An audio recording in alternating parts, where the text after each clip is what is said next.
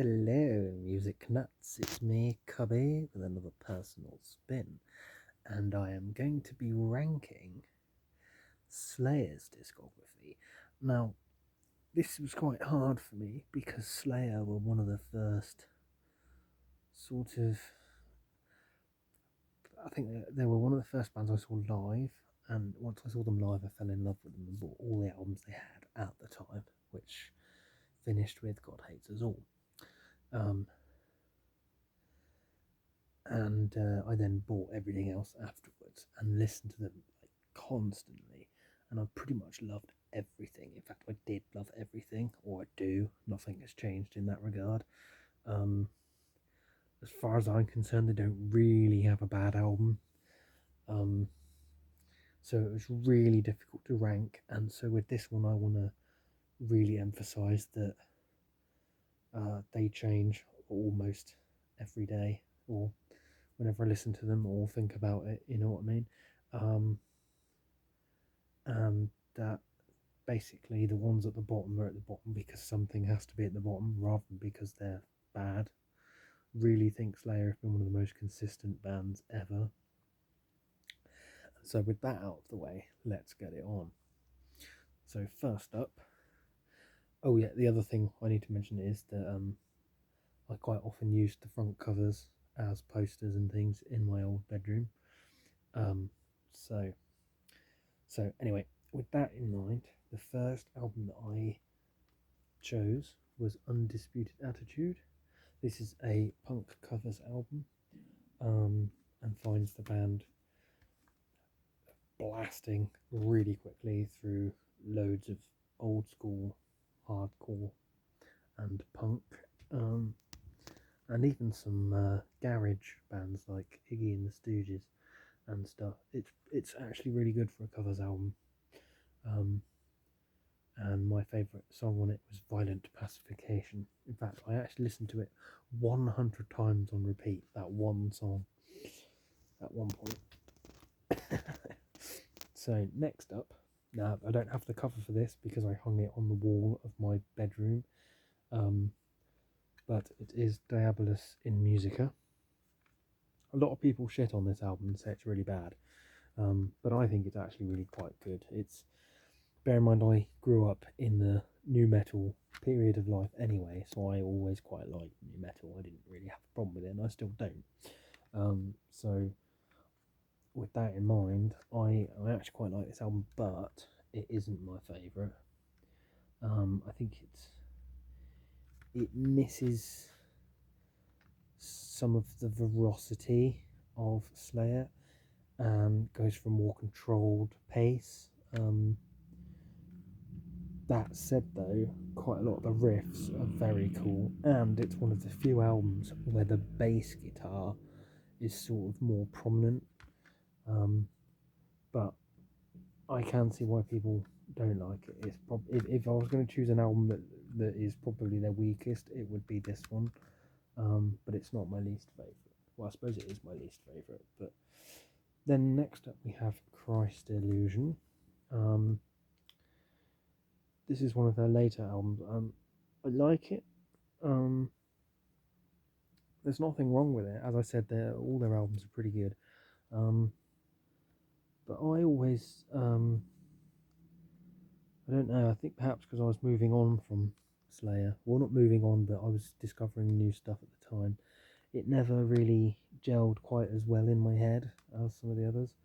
That said, I really like Jihad, Conspiracy, Skeleton Chemist, Christ. I always keep saying Chemist. It looks like Chemist. And it's good. It's good. I like it. Then next up, we have their last album, Repentless.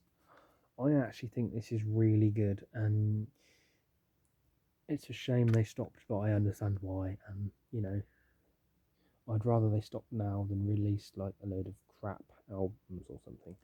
And they finished on a high note. This is a jolly good album. Piano Wire, Repentless, the title song, Cast the First Stone, When the Stillness Comes, are all great songs. The whole album is great. It's got thrashy, fast-paced songs. It's got more atmospheric, doomy, moody songs, which Slayer do an equally good job of. And yes, it's a pretty good album, I think. Next, again, I don't have the cover of this one because it was on my bedroom, but this is Divine Intervention. This found the band sort of going back to their sort of Rain and Blood period, but in a more sort of punky way rather than a thrash metally way. This is kind of more of a hardcore crossover style album, I always found. And in some ways it's actually more aggressive than Rain and Blood, which is kind of their benchmark album, but I've always thought this was actually more aggressive, but just less, not quite as good. Although I do like Ditto Head and Killing Fields and Circle of Beliefs, and actually pretty much every song. As I said, they're a really good band and generally very consistent. So next up we have Hell Awaits. Now I need a new copy of this because at some point it got wet. Well, the book got wet, and so I accidentally ripped it when I was trying to open it to look at the lyrics. And I have no idea when it got wet because I don't drink around my albums. But the house isn't like damp or moist, certainly not enough to do that to it, and the disc is in perfectly good condition. So don't know when that happened. Anyway, so the next album is Hell Awaits. This finds the band releasing 7 longer cuts than their debut album, but sort of more moody. It sees them bringing in the moody side of things, I found, and it's really good, and the album artwork is great. I like Hell Awaits, At Dawn They Sleep, and Crypts of Eternity. Kind of focuses more on a horror theme.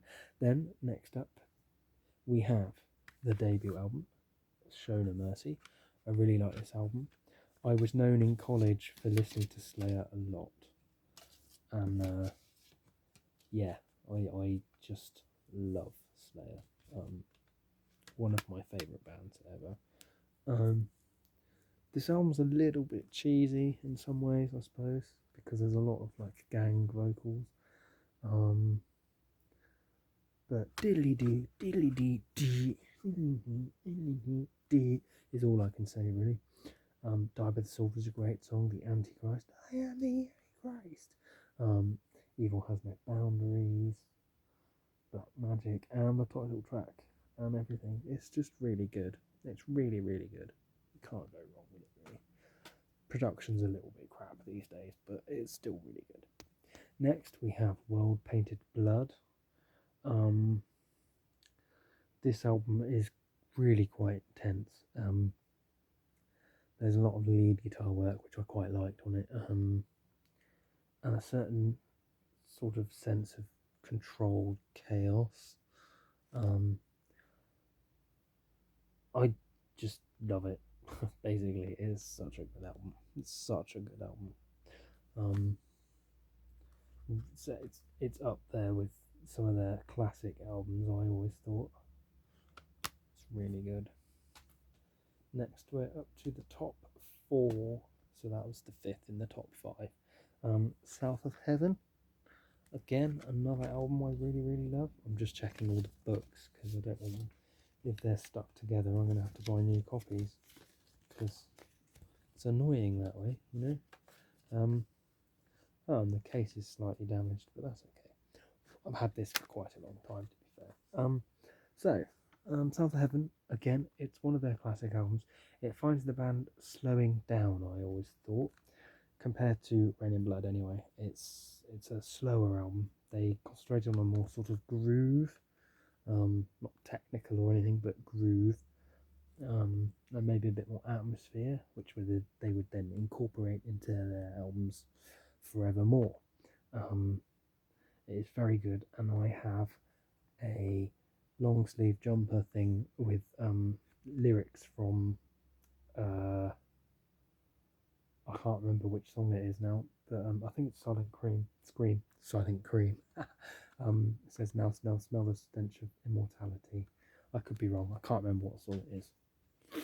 All I can tell you is I saw them live at the Unholy Alliance tour, the first Unholy Alliance tour. Blew my mind. It was so good. They got encored 7 times. That was in London, and Slipknot were there. That was really cool.